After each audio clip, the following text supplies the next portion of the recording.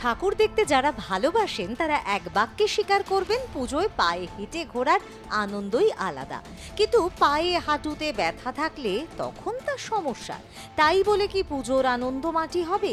হাঁটুর ব্যথায় কাবু এখন বলতে গেলে প্রায় সব শ্রেণীর মানুষই, তা ৩০-এর যুবক হোক কিংবা ৬০-এর বৃদ্ধ। কিন্তু কিছুক্ষণ শুয়ে থাকার পর উঠতে গেলে ব্যথা, বসে থেকে দাঁড়াতে গেলে ব্যথা, সিঁড়ি ভাঙতে গেলে হাঁটু ব্যথায় কাবু সবাই। ফলে উৎসবের সন্ধ্যায় ভিড় ঠেলে ঠাকুর দেখতে যেতে ভয়ও পান অনেকেই। যারা ঠাকুর দেখতে ভালোবাসেন তারা এক বাক্যে স্বীকার করবেন, পুজোয় পায়ে হেঁটে ঘোরার আনন্দ সবচেয়ে বেশি। কিন্তু পায়ে হাঁটুতে ব্যথা থাকলে সমস্যা। এদিকে গাড়ি করে ঘুরতে চাইলে তা কোনো সমাধান নয়। প্যান্ডেল থেকে অনেকটা দূরে গাড়ি রেখে হেঁটে আসা ছাড়া গতি নেই। তাই বলে কি পা বা হাঁটুর ব্যথার জন্য পুজোর সন্ধ্যাগুলো মাটি হবে? একেবারেই নয়। বরং এখন থেকে ব্যথা থেকে নিষ্কৃতি পাওয়ার চেষ্টা করুন। কিভাবে মুক্তি পাবেন পা হাঁটুর যন্ত্রণা থেকে? ব্যথা কমাতে কি উপায় মেনে চলবেন? আসুন দেখে নিন। শরীর চর্চায় নজর রাখুন। দুর্গাপুজোর সময় রাত জেগে দীর্ঘক্ষণ ঠাকুর দেখতে যারা ভালোবাসেন কিন্তু পায়ে ব্যথাতে কাবু হচ্ছেন, তাহলে কি করবেন? পর্যাপ্ত বিশ্রাম নিয়ে তবেই ঠাকুর দেখতে বেরোন। আর শরীর চর্চা ছাড়া কোনোভাবেই পায়ের সমস্যা থেকে মুক্তির পথ নেই। থাই, কোমর এবং পায়ের পেশি শক্তিশালী করতে হালকা ব্যায়াম করুন। তাই পুজোয় ঠাকুর দেখতে গিয়ে একদিন হঠাৎ করে হাঁটার বদলে রোজ অল্প অল্প করে শরীর চর্চা করে শরীরকে সচল এবং সতেজ রাখুন। তাহলেই আর সমস্যা হবে না। খাবার নির্ধারণ। হাঁটু ব্যথা কমাতে ওমেগা-3 ফ্যাটি অ্যাসিড সমৃদ্ধ খাবার যেমন তৈলাক্ত মাছ, ফ্লেক্সিড, চিয়া সিড এবং আখরোট খান। এছাড়াও হাড় মজবুত করতে এবং প্রদাহ কমাতে ফাইবার সমৃদ্ধ পুরো শস্য যেমন ওটস, বার্লি, বাদাম, ফল এবং শাকসবজি যেমন বেরি, সবুজ শাক এবং ভিটামিন ডি এবং ক্যালসিয়াম সমৃদ্ধ খাবার যেমন কম চর্বিযুক্ত দুগ্ধজাত খাবার খুব উপকারী। অন্যদিকে জাঙ্ক ফুড এড়িয়ে চলুন, যা প্রদাহ বাড়াতে পারে।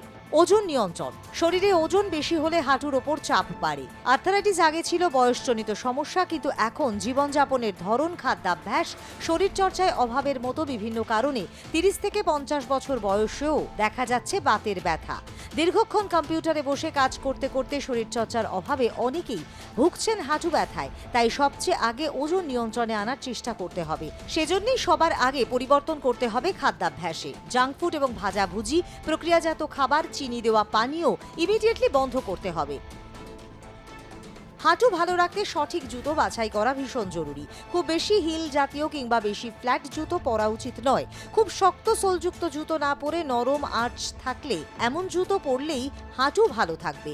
ফ্যাশনের জন্য এই ধরনের জুতো না পরাই ভালো। পুজোর সময় ভিড়ে ঠাকুর দেখতে গেলে আরামদায়ক জুতো পরাটা কিন্তু খুব জরুরি। তাই ফ্যাশনের জন্য হাঁটুর সঙ্গে আপোষ না করাই ভালো।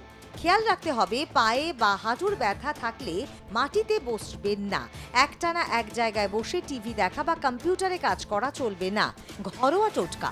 খেয়াল রাখতে হবে, পায়ে বা হাঁটুর ব্যথা বাড়লে মাটিতে বসবেন না। একটানা এক জায়গায় বসে টিভি দেখা বা কম্পিউটারে কাজ করাও চলবে না। একটি বালতিতে ঈষদুষ্ণ জলে নুন মিশিয়ে তার মধ্যে মিনিট ১৫ হাঁটু ডুবিয়ে রাখুন। হট ওয়াটার ব্যাগও ব্যবহার করতে পারেন। ব্যথা কমাতে দিনে ২ থেকে ৩ বার এই টোটকা মেনে চলতে পারেন। বাড়িতে পায়ে ব্যথার প্রথম এবং দ্বিতীয় পর্যায়ে হালকা ব্যথানাশক ওষুধ, মলম বা স্প্রে লাগাতে পারেন। ব্যথা নিয়ে ভারী ব্যায়াম করবেন না, এতে হিতে বিপরীত হতে পারে। যদি আপনার পা হাঁটুর যন্ত্রণা তীব্র হয় বা দীর্ঘস্থায়ী হয় আর আপনার দৈনন্দিন জীবনের রুটিন পরিবর্তন করতে বাধ্য করে, তাহলে একজন চিকিৎসকের পরামর্শ অবশ্যই নিন। বয়স্কদের ক্ষেত্রে আর্থারাইটিস একটি সাধারণ কারণ। চিকিৎসকের পরামর্শ অনুযায়ী ওষুধ, ফিজিওথেরাপি, বরফ থেরাপি করা যেতে পারে। হাঁটু ব্যথার কারণ ভিন্ন হতে পারে, তাই সঠিক রোগ নির্ণয় এবং চিকিৎসার জন্য একজন পেশাদার চিকিৎসকের পরামর্শ নেওয়া খুবই জরুরি। তাহলে এবারের পুজোয় রাত জেগে প্যান্ডেল হপিং চলুক, কিন্তু তার সাথে পায়ের যত্ন কিন্তু ভুললে চলবে না। নিয়মিত শরীরচর্চা এবং স্বাস্থ্যকর খাবার এবং পর্যাপ্ত বিশ্রাম করা কিন্তু আবশ্যক। তাই জীবনযাত্রার পরিবর্তনের মাধ্যমে হাঁটু ব্যথা কমানো বা নিয়ন্ত্রণ করা সম্ভব। তাই নিজের হাঁটুকে ভালো রাখুন আর সুস্থ থেকে পুজো উপভোগ করুন। ব্যুরো রিপোর্ট, আর প্লাস নিউজ।